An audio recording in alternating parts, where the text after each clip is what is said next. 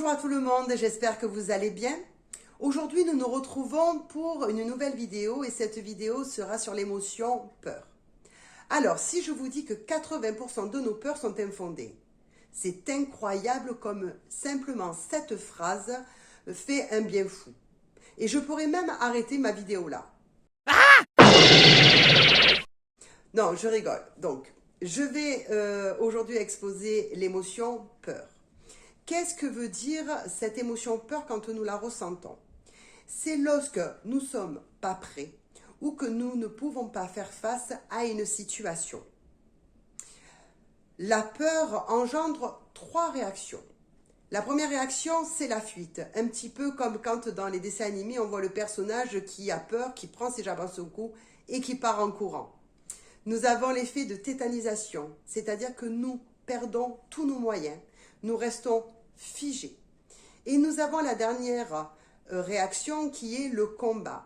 Là, c'est notre cerveau reptilien qui rentre en jeu. Et lorsque nous avons peur, nous pouvons aussi combattre, aller au combat. Alors, pour la partie théorique, maintenant, il y a trois sortes de peurs. La première peur, c'est la peur par manque de maîtrise. C'est lorsque nous devons passer notre permis, un examen ou faire quelque chose que nous n'avons pas l'habitude de faire. Alors, on peut très bien être préparé, mais on a toujours cette peur à l'intérieur de nous de faire face à une nouvelle situation qu'on ne maîtrise pas. Pour ce genre de peur, en thérapie, nous travaillons sur la confiance en soi, bien sûr, mais aussi sur le fait de se projeter dans cette situation future pour la vivre pendant cette séance, afin de conditionner notre cerveau à vivre cette expérience de la façon la plus détendue possible, la plus positive possible, avec une bonne confiance en soi. Effectivement, le cerveau ne faisant pas la différence entre le réel et l'imaginaire, nous pouvons en thérapie travailler là-dessus pour que le jour J, nous ayons toutes nos capacités pour pouvoir faire face à cette nouvelle expérience. Nous avons ensuite la deuxième peur qui est la peur par projection ou représentation.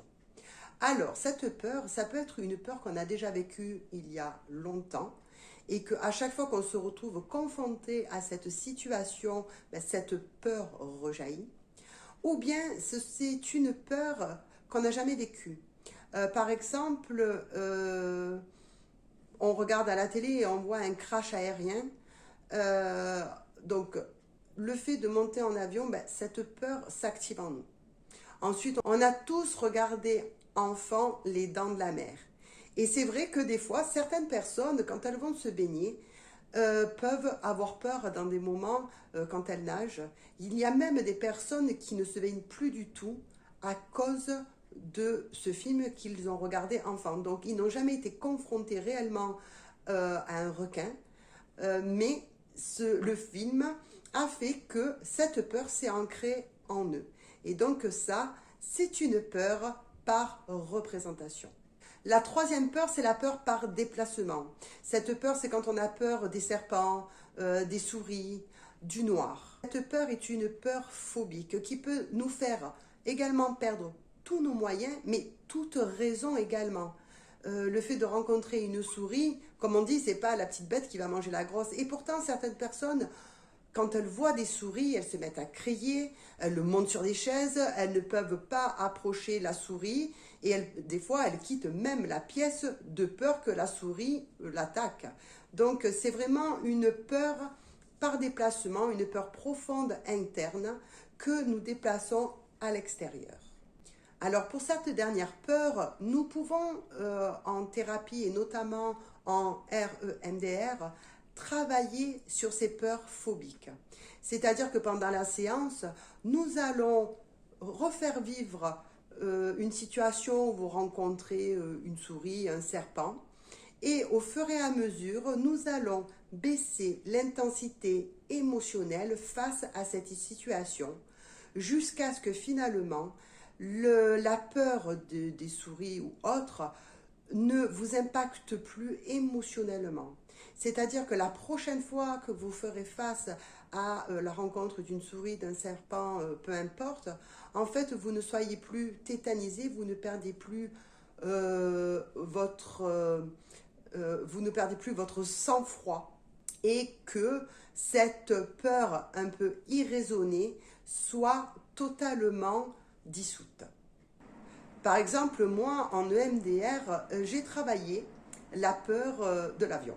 J'avais une peur de l'avion, il représentait tout un tas de choses et je suis arrivée à désengrammer de mon cerveau cette peur dans l'avion. Je l'ai pris récemment et le voyage s'est très bien passé, j'étais beaucoup plus détendue, ce qui fait qu'aujourd'hui je prends de façon beaucoup plus sereine l'avion. Maintenant, je vais vous exposer donc quel organe atteint la peur. La peur atteint les reins qui sont une énergie eau. Et donc, nous pouvons nous retrouver avec des blocages au niveau des reins si on a des peurs qui sont trop profondément ancrées, qui nous immobilisent dans notre vie. Il se peut que des problèmes de reins puissent apparaître. Maintenant que vous en savez un petit peu plus sur l'émotion peur, la prochaine fois que vous serez face à une situation que vous avez peur, rappelez-vous cette phrase. 80% de mes peurs sont infondées. Donc je vous invite à prendre 2 grandes respirations, d'avoir un très large sourire et de vous dire je sais que je peux y arriver, je sais que je peux dépasser cela. Car il n'y a uniquement que 20% de mes peurs qui sont réelles. Pour la prochaine fois, je vais faire une vidéo sur 2 émotions secondaires qui sont la frustration et la déception. Et je finirai cette vidéo par l'émotion joie que nous attendons tous. Je vous souhaite une agréable journée. Je reviens donc très bientôt pour cette dernière vidéo sur les émotions. Si vous aimez ma page, vous pouvez vous abonner, liker, partager, commenter. Si vous avez des questions, vous pouvez poser vos questions, je me ferai un plaisir d'y répondre. En attendant, je vous dis à très bientôt. Ciao, ciao!